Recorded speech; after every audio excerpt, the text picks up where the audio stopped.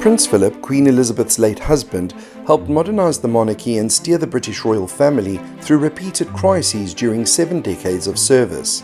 As the longest-serving consort, the Duke of Edinburgh, as he was officially known, was the one key figure the Queen could trust and turn to. Prince Philip of Greece and Denmark was born on the island of Corfu in 1921, but had a difficult childhood. He was only 18 months old when his family were forced to flee their home after a military coup meant it was no longer safe to stay in Greece. The family were effectively homeless, but eventually settled in Paris, where they rented a house from a relative. When Philip was 8 years old, his mother was diagnosed with paranoid schizophrenia. With his parents separated, he moved around boarding schools in Britain, eventually settling at Gordonston in Scotland.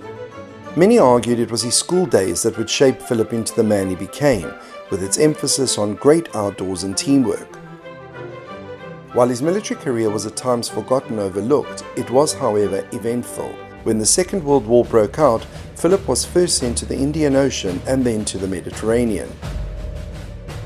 As an officer in the Mediterranean fleet, Cyprus was familiar to him, and this period of his career was central to his existence. In 1942, he was promoted to lieutenant at just 21. His marriage would really place him at the center of national life. It was before the war started, while he was training with the Navy, that he would meet his future wife.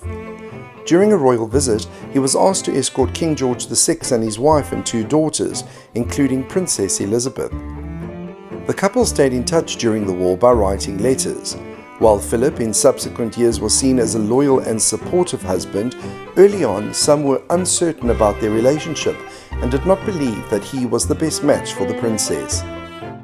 In 1947, the wedding of Princess Elizabeth and Philip Mountbatten took place on the 20th of November at Westminster Abbey in London.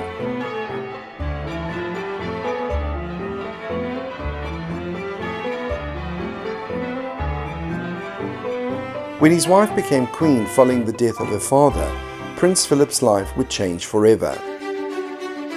He was expected to give up his naval career, and as a male consort, it was unclear exactly what his role should be.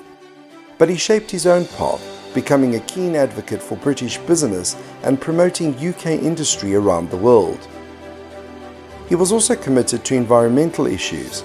Incredibly, over the decades, he supported 800 different charities, but many would argue his Duke of Edinburgh's award scheme was one of his greatest achievements. All too often, I fear Prince Philip has had to listen to me speaking. Frequently, we have discussed my intended speech beforehand, and as you will imagine, his views have been expressed in a forthright manner. He is someone who doesn't take easily to compliments, but he has quite simply been my strength and stay all these years. The 1990s, however, were difficult times for the couple as they saw their children being divorced and had to deal with the backlash after the death of Princess Diana. He was a man who served his country, was dedicated to his family and his queen. The Duke of Edinburgh was laid to rest in an intimate funeral at St. George's Chapel at Windsor Castle. The Duke's children walked behind his coffin in a funeral procession, followed by a national minute's silence. More than 730 members of the armed forces took part in the event, but there was a limit of 30 mourners inside St. George's Chapel under coronavirus rules. The Duke of Edinburgh's life and legacy were remembered during the funeral service, reflecting his naval career, passion for engineering, and dedication to the Queen. The Duke was described as enriching the lives of all those he knew with his kindness, humour, and humanity.